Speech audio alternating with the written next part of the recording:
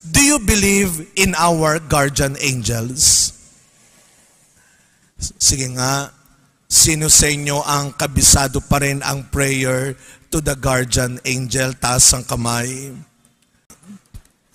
Sabay-sabay nating dasalin, Angel of God, my guardian dear, to whom God's love commits me here. Ever this day, be at my side, to light and guard, to rule and guide. Amen. Ano mang sinasabi ng ating simbahan, ng ating pananampalataya, na ang bawat isa sa atin ay binigyan ng Diyos ng anghel na tagatanod.